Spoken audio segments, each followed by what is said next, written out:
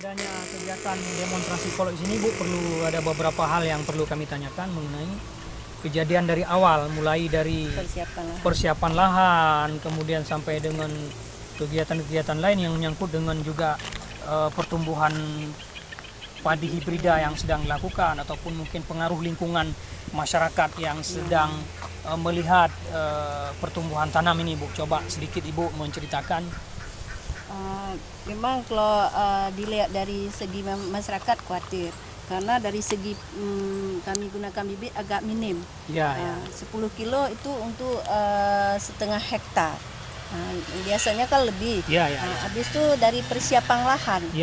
Karena kalau biasa orang ini persiapan lahan begitu-begitu saja, tapi kalau untuk padi SRI ini persiapan lahannya masih maksimal. Utamakan adalah membuat saluran di pinggir antara 3 meter satu saluran. Guna saluran itu untuk menghindari dari keong mas. Jadi karena padinya yang ditanam umurnya agak muda, 10 hari.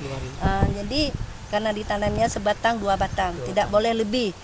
Itu memang kalau dari masyarakat itu kayak mana bilang nggak mungkin lah.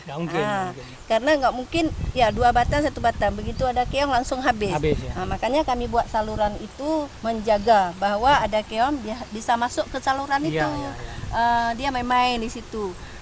Habis itu kami buat tanam 10 hari itu karena sistemnya di keranjang kalau SRI. Guna ditabur di keranjang itu supaya akarnya tidak terlalu sakit waktu dicabut, waktu dipindah ke lapangan.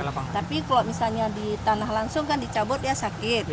Makanya kok dipindah nih walaupun kecil dia, hari ini dipindah besok langsung akarnya udah tumbuh.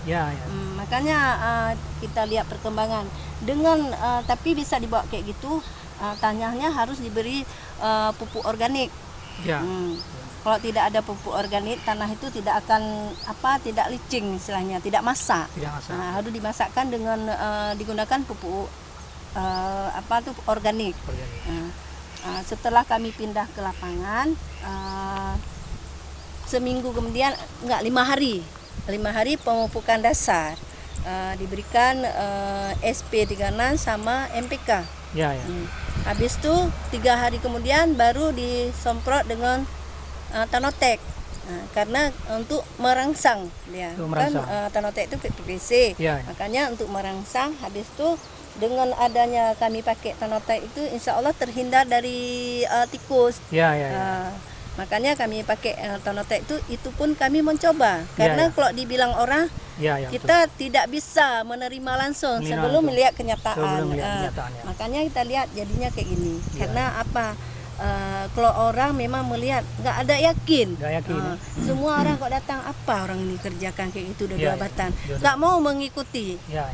Karena dari hari seminggu dilihat masih khawatir, tapi setelah pemupukan pertama orang baru udah mulai yakin, udah mulai senang lihatnya. Dengan penggunaan benih yang segitu sedikit, minim. Tapi dilihat hasilnya insya Allah sudah begini. Jadi masyarakat sekarang sudah kayak mana ya, kok saya disuruh pun mau. Tapi ada kendalanya juga. Kalau kita buat kayak gini orang mau cepat kerja, kalau kayak gini kan agak lambat kerjanya. Makanya agak lambat dia. Tapi kalau lihat hasilnya ya insya Allah memuaskan. Kok lihat sekarang belum ada hasilnya, baru kita lihat batangnya aja.